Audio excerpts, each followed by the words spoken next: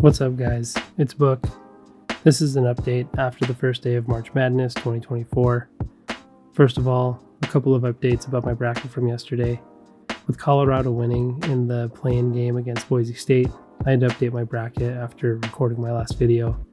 And when I ran my system again with the new schedule, that gave me another upset with Colorado over Florida in the first round, which brought my upsets up to 7 because yesterday I misspoke. I didn't realize I had another upset in the Sweet 16 with Kentucky over Marquette, but even at 7 upsets in my bracket, I'm still way below the tournament average, and I missed a couple of key upsets in today's games. I may have picked a Kentucky upset, but I wish I would have picked number 14 seed Oakland to upset Kentucky today. That really hurts my bracket, and I'm going to have to get pretty lucky in future rounds to have a successful bracket this year. Also, my system wasn't able to predict either of the 11 seeds, Oregon or Duquesne. I was really hoping to make some money on BYU over Illinois, but I guess BYU saved me some money on that unlikely bet. So that gives me 11 wins out of 16 games played today. That's 68%, so not a bad day, but not as strong as a start as I was hoping for. Overall, I think I performed okay, which, like I said, is not the start I was looking for this time around, but we'll see what happens as the tournament goes on.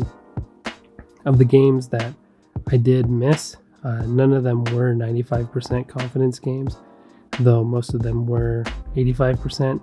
So I think when March Madness is over, I'll have to do some analysis and see if I can mitigate the risk on those kinds of bets in future tournaments. I did make some actions on the sportsbook today, like I said in my video yesterday, trying some new things to mitigate my risk, and that means I don't expect a big sexy payout at the end of this project. With that, I bet on 10 of the 16 games today, of which I won 6.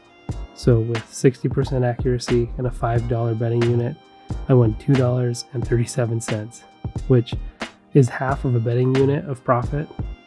I know it doesn't sound like much, because it's not, but with a betting unit of $100, that would be, not quite $50, probably something like $45 profit, so I'm okay with that rate, but I do want to see my accuracy go up, and hopefully with that, my gains increase as well throughout the rest of the tournament.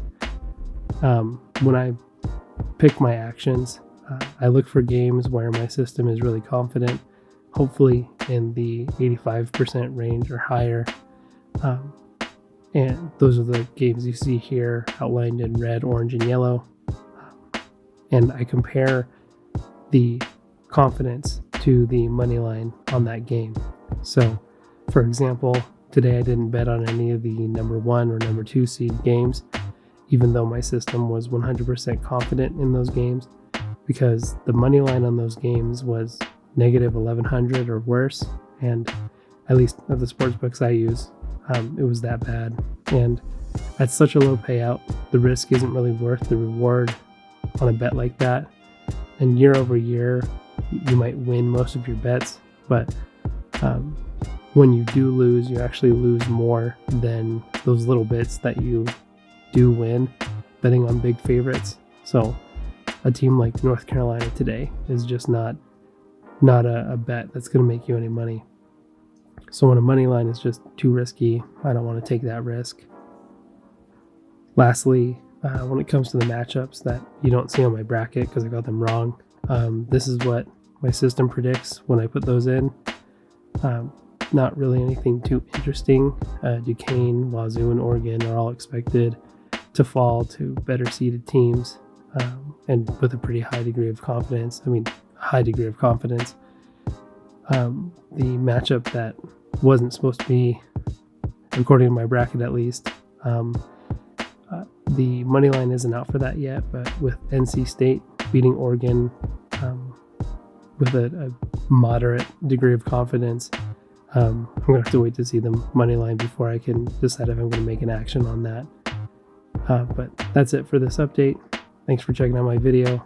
Let me know what you think in the comments, and I'll catch you in the next one.